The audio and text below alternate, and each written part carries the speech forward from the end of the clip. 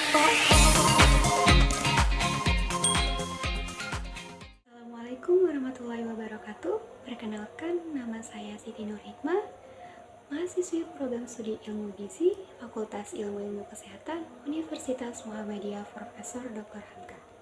Berikut ini adalah video konseling gizi pada anak. Selamat menyaksikan. Ya, silakan. Ibu, apa nih? Selamat siang. Selamat siang. Selamat siang, Adik. Ya, Ibu perkenalkan, ya, nama saya Siti Nur Hikmah. Saya ahli gizi yang bertugas hari ini. Kalau boleh tahu, dengan ibu siapa dan adik siapa? Saya ibu dari anak Lukmanul Hakim. Ya. Adek namanya siapa, Dek? Lukman. Lukman. Ya. Gimana kabarnya, Ibu? Alhamdulillah saya baik. Ya. Kalau boleh tahu, kedatangan ibu ke sini ada apa ya, Bu ya?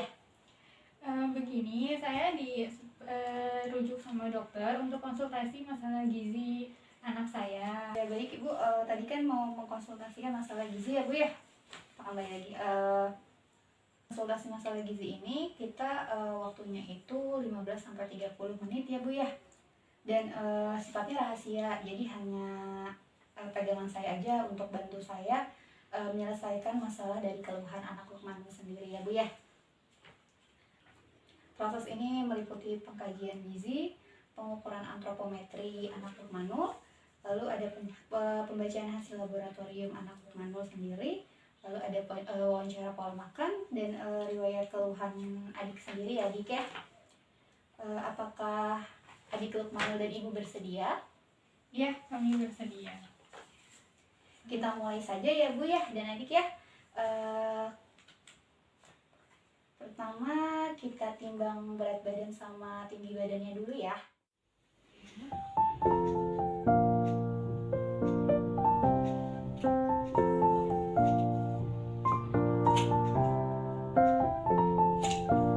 Kita mengukur berat badan, bisa dilepas dulu aksesorisnya. Ya, nggak ada lagi kan? Tinggi badan sama berat badannya. Saya juga mau nanya, Bu, terkait apa umurnya anak Lukmanul berapa tahun ya? 7 tahun 3 bulan. 7 tahun 3 bulan ya, Bu ya.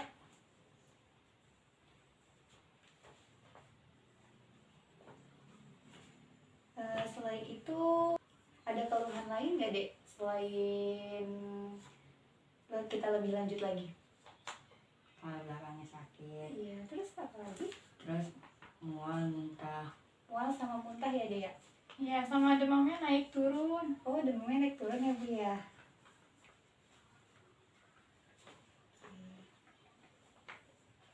Oh ya, Ibu,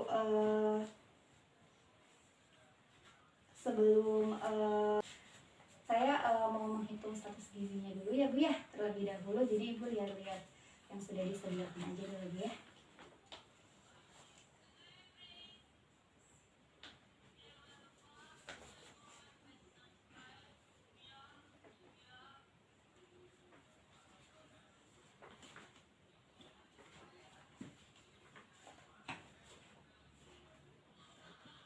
Oh ya, setelah ditimbang dan pengukuran tadi, ternyata adik Lukmanul sendiri ini termasuk gizi buruk, Ibu. Saya ingin tahu dulu, Bu, terkait kebiasaan makan dari anak Lukmanul sendiri, Bu.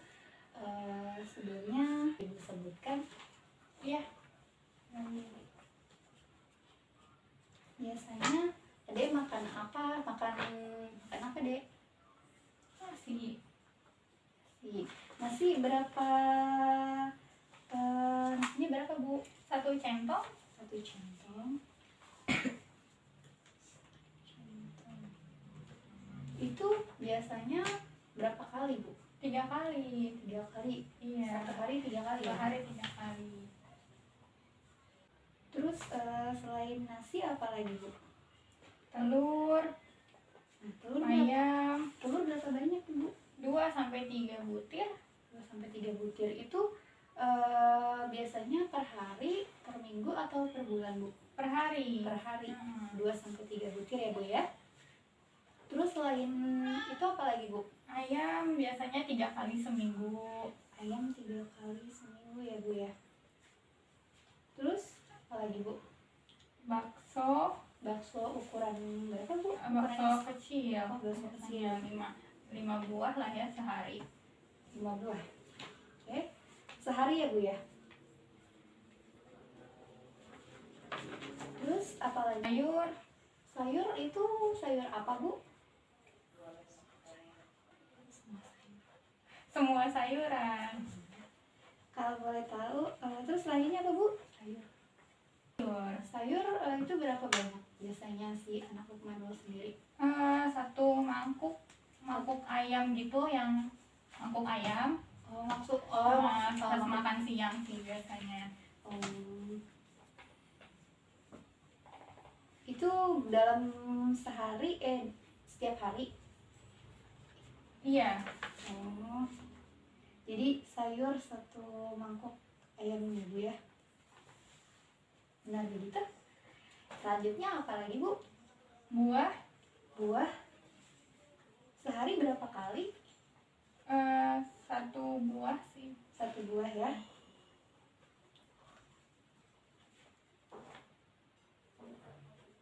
Terus kalau 1 buah itu jenisnya apa Bu buahnya? Biasanya tuh jeruk, anggur, apel, pisang. Itu dalam seminggu? Iya, setiap minggu. Setiap minggu berarti setiap minggu tuh maksudnya dalam seminggu itu berbeda ya jenisnya? Iya. Terus apa lagi Bu biasanya anak Lukmanul sendiri? Snacknya Jajan. Tadi apa Dek? Cikitaro Cikitaro sama sama Potabi. Potabi itu berapa banyak Dek? Potabinya sehari sekali, Ya. Cikitaronya sehari sekali. Terus selanjutnya dia makan apa lagi Bu? minuman biasanya tuh susu. Susu apa itu Bu? Susu Frisian Flag Frisian Flag yang UHT. UHT. Iya. Ukuran berapa mili Bu? Ukuran 110 mili. 110 mili ya Bu ya. Selanjutnya ada lagi Bu? Sama jamu gendong buyung upik. Jamu gendong dengan upi. Itu berapa banyak Bu? Ya 1 kali sehari sih, setiap hari. Setiap hari ya? Iya. Setiap hari dia mengkonsumsi, dia makan dan minum itu ya Bu ya? Iya. Sehari-hari Ade aktivitasnya apa ya Dek yang Ade lakuin? Main sama sekolah. Main sama sekolah. Sebelumnya saya lihat dari data laboratoriumnya itu sendiri, ternyata nilai trombositnya rendah ya Bu ya. Terus juga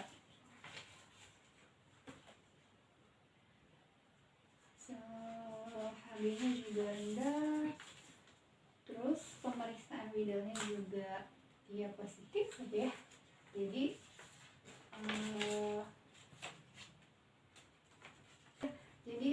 mengarah kalau misalnya di dalam daerah itu terdeteksi adanya aktivitas bakteri Salmonella itu sendiri ya Bu ya. Terus selain itu dari hasil ronsennya anak Lukmanul sendiri ternyata anak Lukmanul juga ada ini ya Bu ya, bronkopneumonia DD tibicarum ya Bu ya. Terus berarti menandakan bahwa adanya infeksi ya Bu ya di paru-paru si anak Lukmanul sendiri. Terus juga sehingga bisa menyebabkan sesak nafas ya Bu ya dari hasil ronsen tersebut ya Bu ya. Kemudian ada kelenjar getah benihnya juga positif yang menandakan bahwa ada limfoma ya Bu ya, yang dikenal dengan kanker darah sendiri ya Bu ya. Bisa mengarah ke kanker darah ya. Untuk demamnya sendiri tadi karena adanya infeksi dari bakteri Salmonella itu sendiri, makanya anak Lukmanul ini bisa menyebabkan demam gitu. Dan ada penurunan di trombosit sendiri ya Bu ya. Itu menyebabkan bahwa anak Lukmanul ini eh, terkena DHF atau dengue hemoragik. Kenapa menandakan dari gizi buruk sendiri? Malnutrisi. Jadi si anak Mano ini termasuk malnutrisi. Jadi karena ada keluhan tadi mual dan muntah ya Bu ya, itu ditandai sama kurangnya hasil pengukuran dari status gizinya tadi ya Bu ya. Terus juga ada sebelumnya karena adanya demam tifoid, berarti kemungkinan anak Mano sendiri mengkonsumsi makanan yang tidak aman Bu. Jadi makanan ini tidak bersih, maksudnya sudah tercemar dari bakteri salmonella itu sendiri ya Bu ya. Gitu. Ibu dan adik setelah berbincang-bincang dilihat dari status gizi adik sendiri, ternyata itu termasuk gizi buruk Ibu. Jadi ada banyak faktor ya Bu ya, selain asupan yang kurang dan bisa karena penyakit infeksi lainnya ya Bu ya, yang membuat berat badan menjadi turun gitu. Iya. Ya, jadi saya harus bagaimana ya Bu terkait anak saya ini? Oke, sebelumnya saya akan menjelaskan mengenai pemberian diet untuk gizi buruk adik sendiri. Apa adik dan ibu bersedia? Ya, saya bersedia. Ya, jadi ini adalah saya sebelumnya maaf dilihat dulu ya. Ini ada dietnya, pemberian Ini dietnya. Pemberian dietnya ini ada diet gizi buruk ya Bu ya.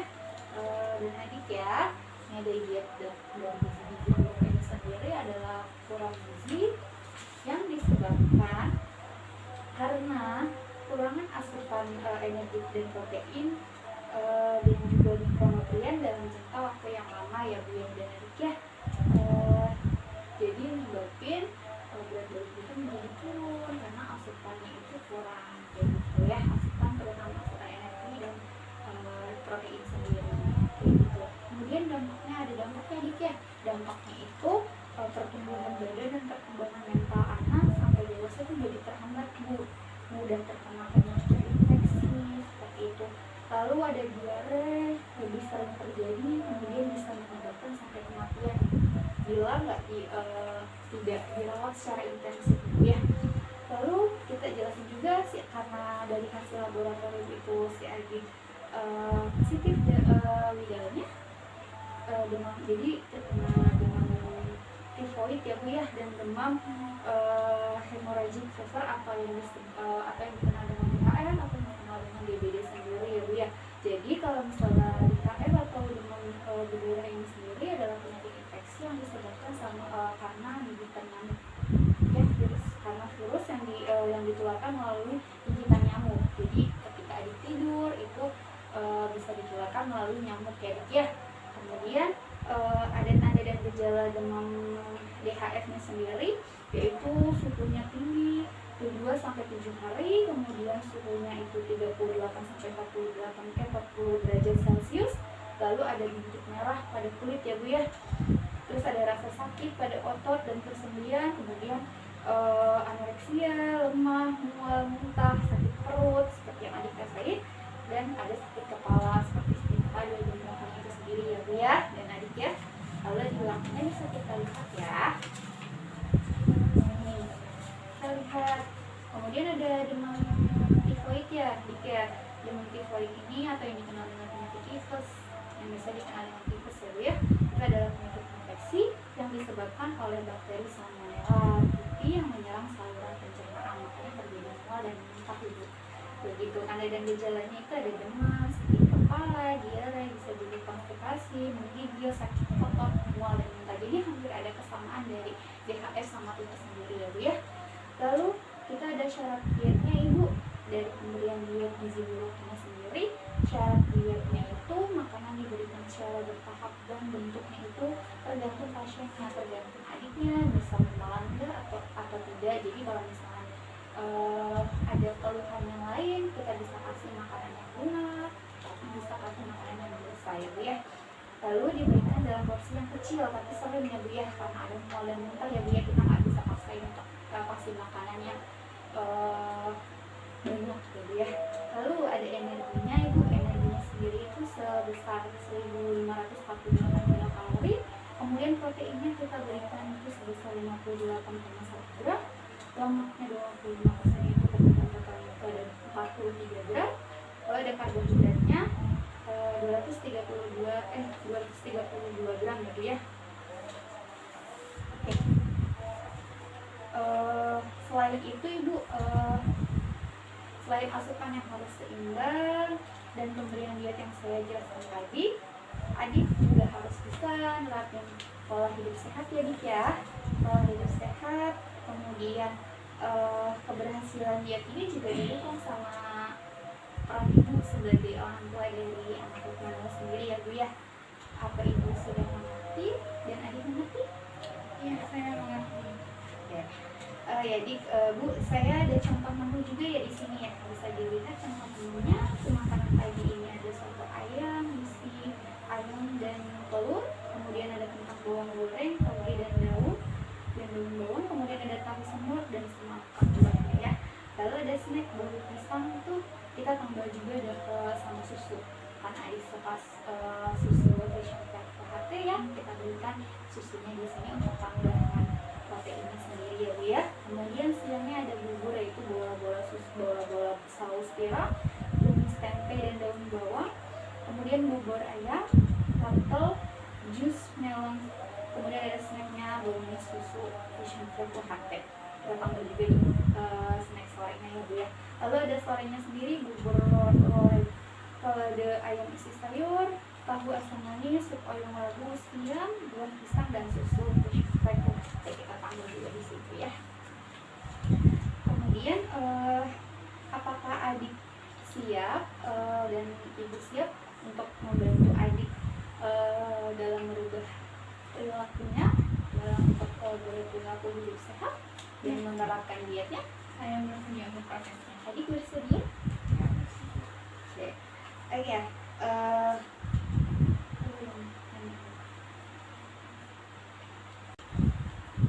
Ya, sebelumnya tadi adik mengerti yang kakak sudah jelaskan? Ya. Bisa dijelasin nggak untuk ibu dan adik sendiri? Bisa tolong dijelasin lagi, diulang dari yang sudah saya jelaskan. Ya, jadi dampak dari gizi buruk itu keadaan kurang gizi yang disebabkan karena kekurangan asupan energi dan protein, juga mikronutrien dalam jangka waktu yang lama. Terus juga ada tanda-tanda gejala dari demam berdarah, itu suhunya juga tinggi 2-7 hari, sekitar 38-40 derajat Celcius. Terus ada becek merah pada kulit, rasa sakit pada otot dan kesakitan, ada anoreksia, lemas, mual, muntah, dan sakit perut, diare, sakit kepala. Lalu juga ada demam tifoid, yaitu penyakit infeksi yang disebabkan karena bakteri Salmonella typhi yang menyerang saluran pencernaan. Yang tanda-tandanya itu ada demam, sakit kepala, diare, bisa juga konstipasi, menggigil, sakit otot, mual, dan muntah. Terus selanjutnya ada tadi kita melakukan syarat dietnya, itu ada makanan yang diberikan secara bertahap dalam bentuk cair, lunak, dan padat. Ada diberikan dalam porsi kecil tapi sering. Terus energi yang diberikan itu 1548 kilokalori, proteinnya 58,1 gram, lemaknya 43 gram, dan karbohidratnya 232 gram. Untuk menunya itu ada makan paginya bubur, soto ayam, isi ayam dan telur, kentang bawang goreng, toge dan daun bawang, tahu semur dan semangka. Snacknya itu ada bolu pisang dan susu HT. Terus siangnya ada bubur, bola-bola saus tiram, tumis tempe dan daun bawang, bubur ayam wortel, bis melon. Snacknya itu ada brownies dan susu. Sorenya ada bubur, ada ayam isi sayur, tahu asam manis, sop oyong rebus siam, buah pisang dan susu. Ada yang masuk yang jelas ibu, adik? Sudah mbak? Nggak ada. Oke, sudah tidak ada ya.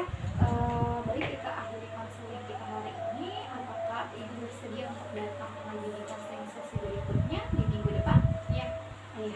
Kalau dari bersedia, boleh saya minta kontak Ibu untuk mengingatkan kembali. Oke. Sudah ya Bu ya. Baik Ibu, terima kasih sudah meluangkan waktunya. Sampai bertemu lagi di sesi konseling berikutnya di minggu depan ya Bu ya.